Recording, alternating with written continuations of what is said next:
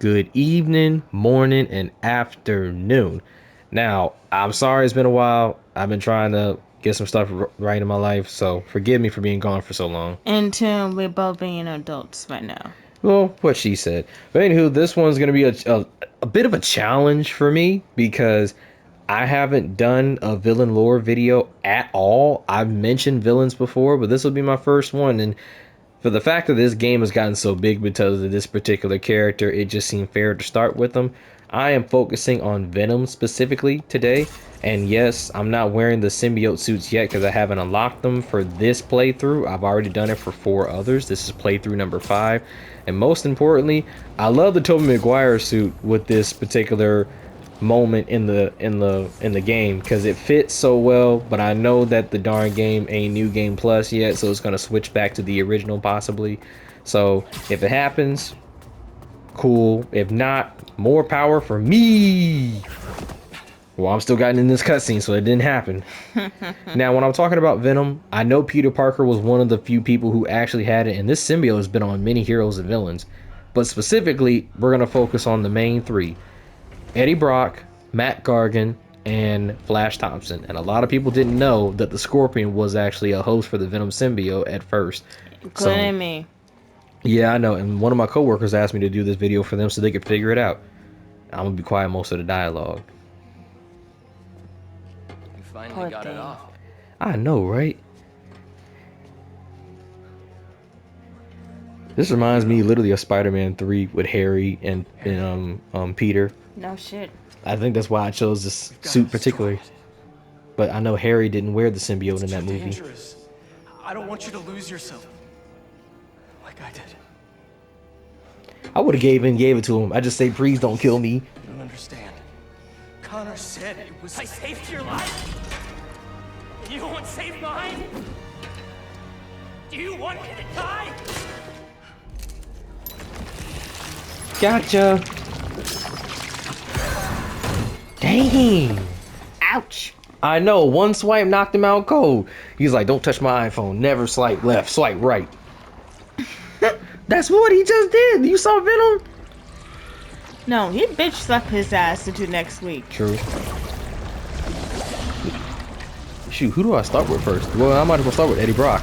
Well, almost every Spider-Man fan knows who Eddie Brock is, but clearly I've met some people who don't know. But Eddie Brock was part of the Daily Bugle, just like Peter Parker.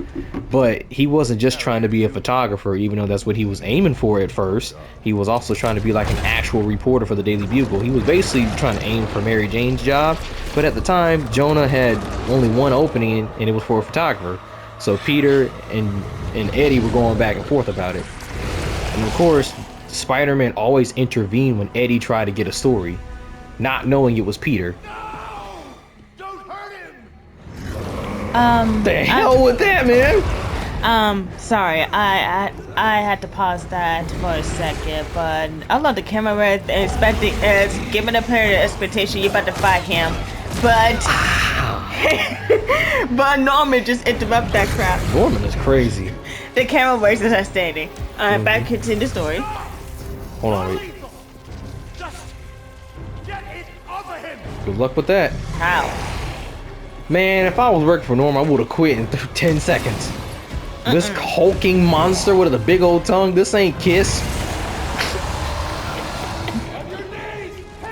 But anywho, at the time when Eddie Brock had just started working at the Daily Bugle and being a challenge for Peter Parker, this was during the time where the Lizard was still on a rampage.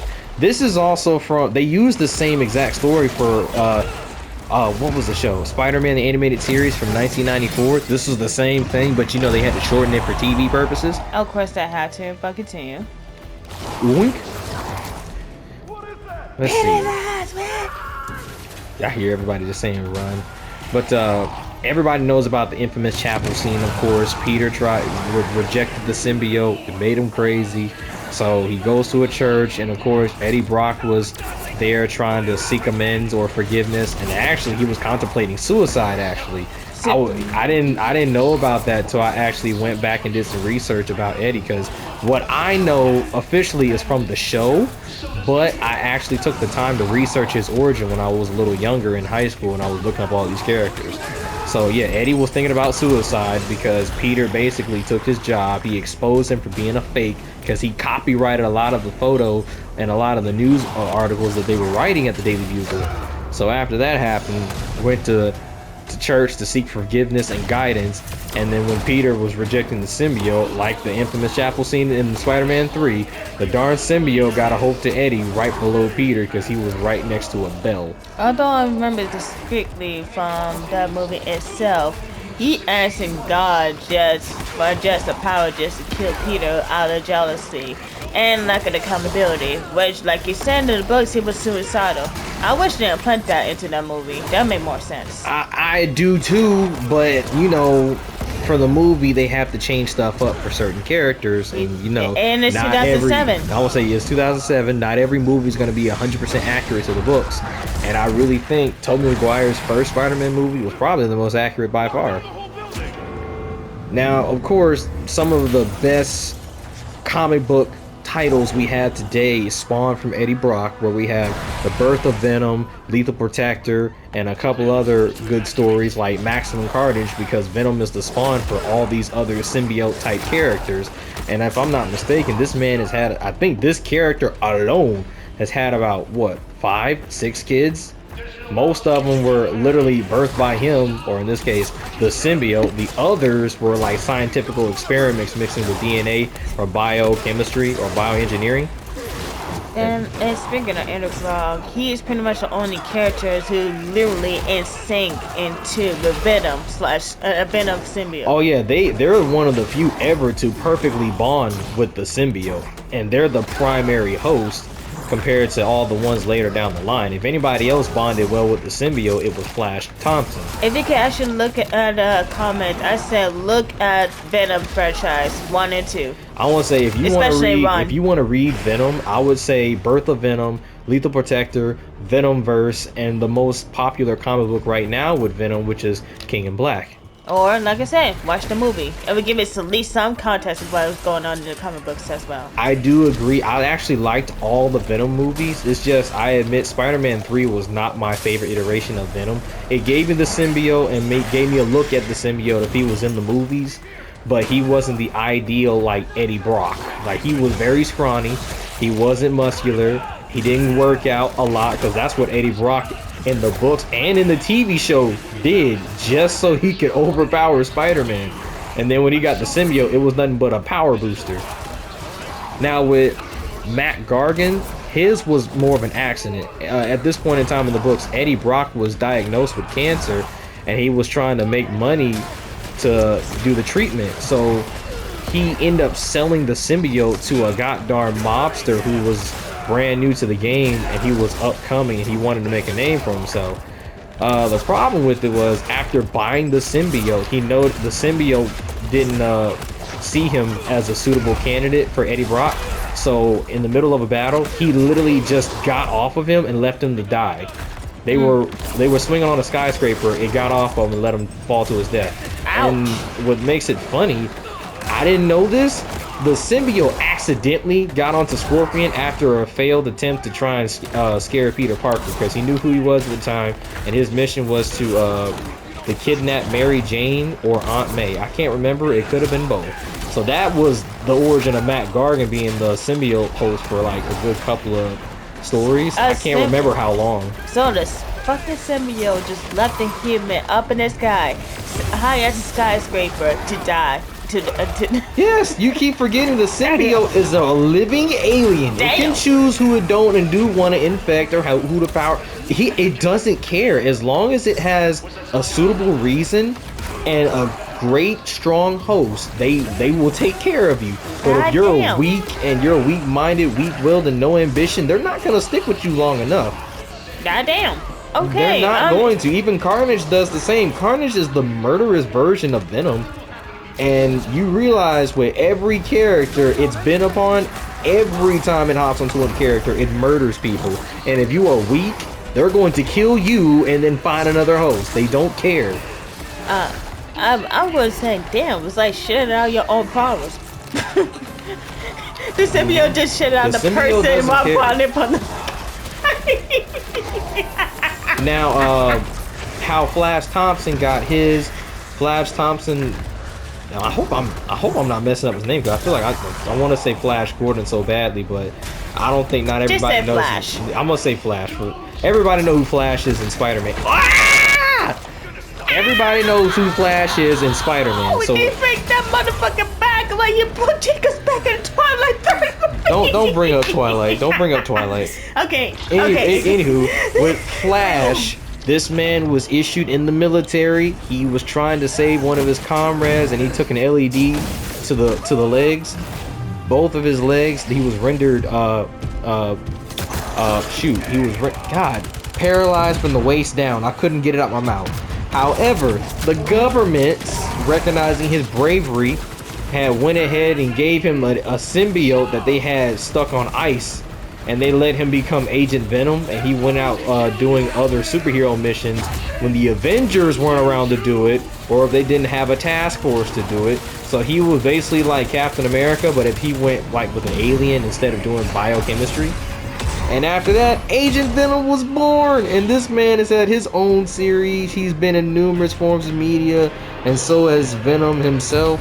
But I don't think the Venom version of Matt Gargan was in any form of media, not until like the symbiote takeover in Ultimate Spider-Man, like during their 4th or 5th season. I can't remember. I'm not gonna lie. I need to catch up on that show. What, But- Ultimate Spider-Man? Yeah. Really? I thought you finished it. I finished everything. Ah! I finished everything. I would have to, but like we said in the beginning of this video, we doing adult stuff. True. I thought you'd been finished it, because as a teenager, I've watched every episode of Ultimate Spider-Man. Well, that's a teenager, and my life been taken away sometimes. That includes my TV. Fair. Okay. All right. I wasn't there for that. I admit that. I'm sorry. And no worries. But anywho, shoot. Venom himself alone has been in every form of media. We already mentioned the movies. We mentioned particular like 4 or 5 comic book series. He's in every single Spider-Man TV show. My favorite iteration of Venom, ooh, that's hard. I want to say Ultimate Spider-Man because of this Venom stories they had in that show. But for now, I'm going to have to say Spectacular Spider-Man, because he was very, very accurate to the books. He was very strong. He wasn't much of a scientist, which I'm kind of glad they mentioned that in the show, because they weren't trying to hide it there. He was really just a guy trying to look out for Peter Parker. He was like that big brother to him, but he was still working for the Bugle, so you know. Still competition. I said this between insults, Venom can bring out either the best parts or worst part on yourself. Really, the worst parts. And but still, when it comes with any block, it could be 50-50. It depends on what type. But it depends on the studios and whoever writing the story and can determine it as. He can write an anti-hero or just a straight up villain. However, with same thing with Flash Thompson, Agent Venom. Agent Venom. You know what I'm saying? You're welcome. So it's but still depends who write it.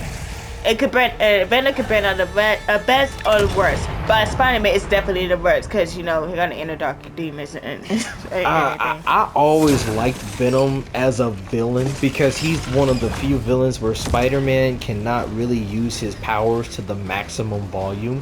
Because remember, every time he fights the symbiote, his spider senses have never went off, because his ability for that was absorbed, I think that's why he can never sense Venom, because you notice every time he's in danger, the spider sense goes off. But when the symbiote comes around, it's like a telepathic thing.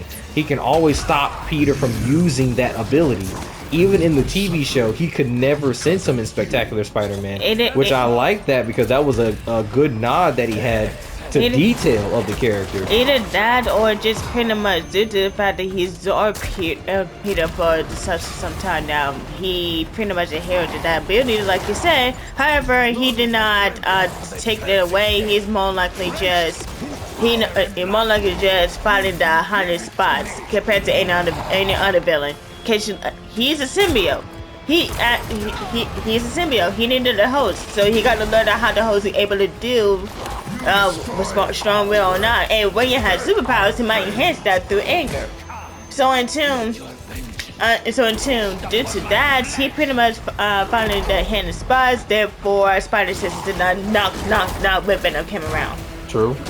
I think also with Venom, the fact that he's been on so many other different characters means that the symbiote has a multitude of abilities stored away in its mindset.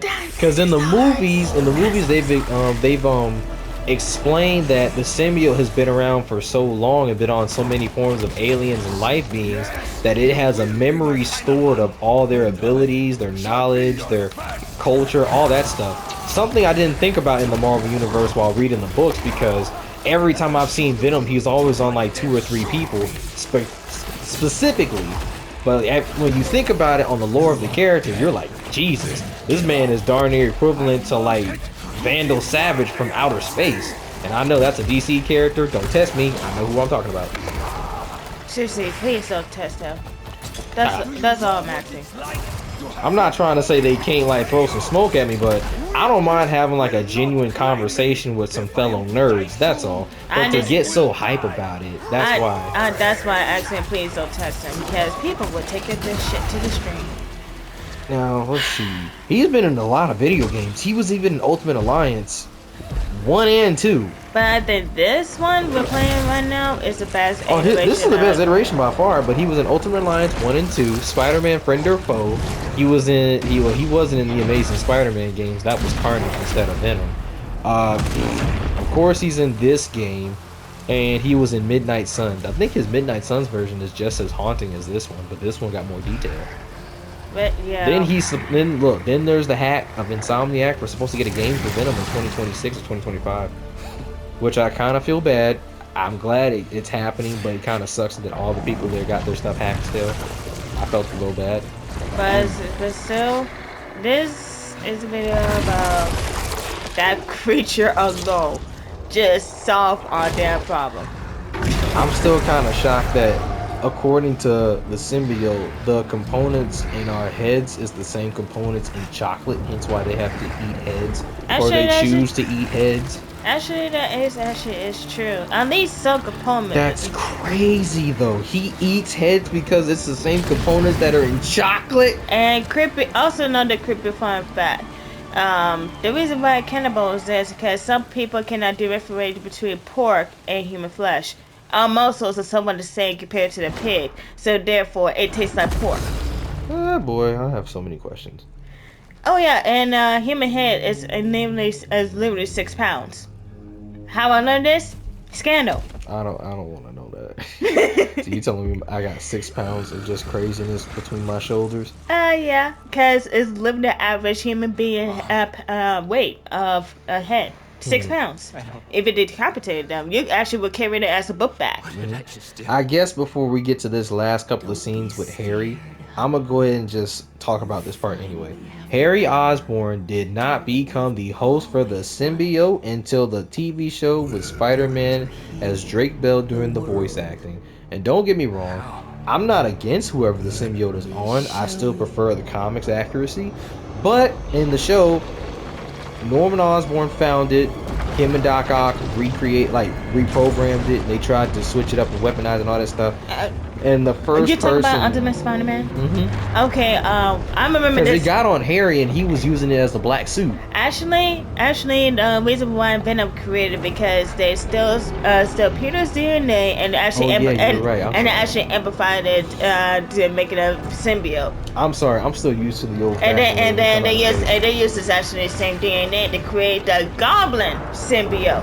Green Goblin. They also did the same thing with Carnage, but the problem is they had to use the Venom's actual symbiote and reprogram that. Yeah, and that is true. So in tune, all this Venom is literally Norman's fault because he told Osborn to let it free or something like that. Then he let it free, looking for Spider-Man, and blended the majority of it. Then Harry just found a little bit piece of it on the piano key. I bet. Yeah. And then Harry has been in it, Peter's been in it, Flash has been in it. All of Spider-Man's team has wore the black symbiote at least once because it was hopping from host to host at one point. Besides White Tiger. Yeah, other than White Tiger. White Tiger was too fast. Of course she's too fast. She's a ninja. She literally is a ninja. Speaking of White Tiger, they're supposed to have the male White Tiger in the TV show Daredevil Born Again. They were already on during filming. Okay. I'm actually very glad because they give you some more street characters that we don't know about to be in the TV show. Look at this shot. I'm so glad I kept this outfit on. It looks superb. It reminds me of the end of Spider-Man 3 movie. It does. Poor Harry. Poor Harry.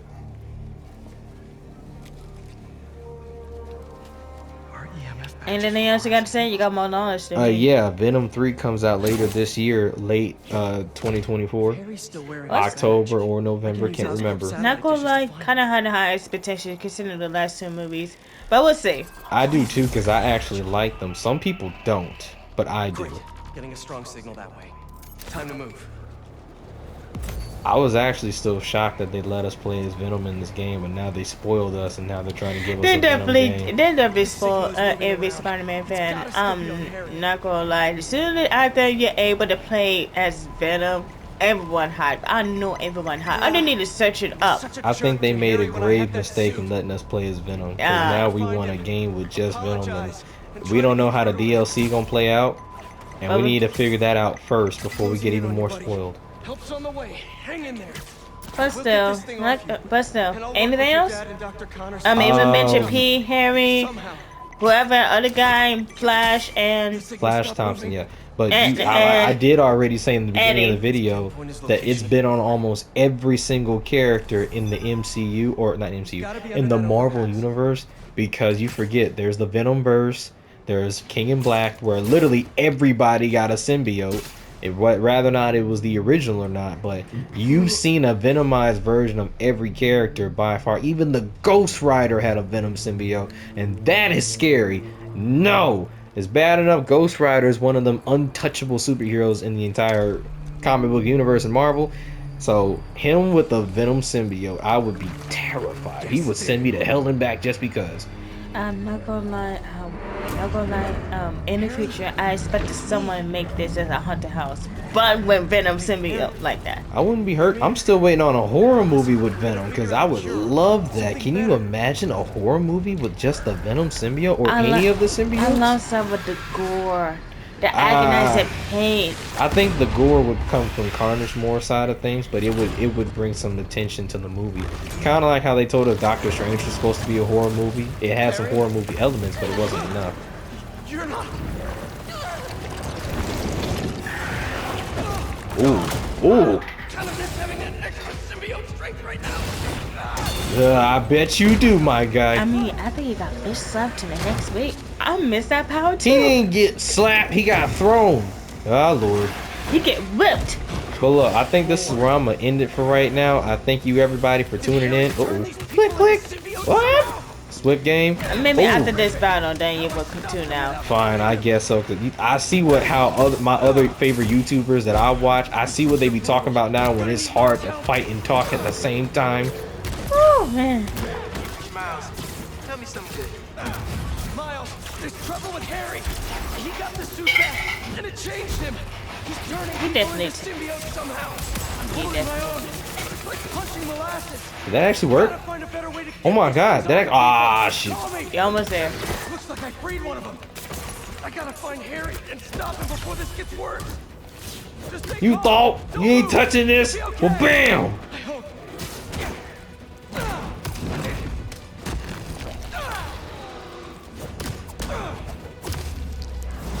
Ooh, is that it? That's it. Oh my god. You sure you're okay? Okay, that took a good minute. Okay, thank you for tuning in. We'll see you guys later, okay? Later, Websters.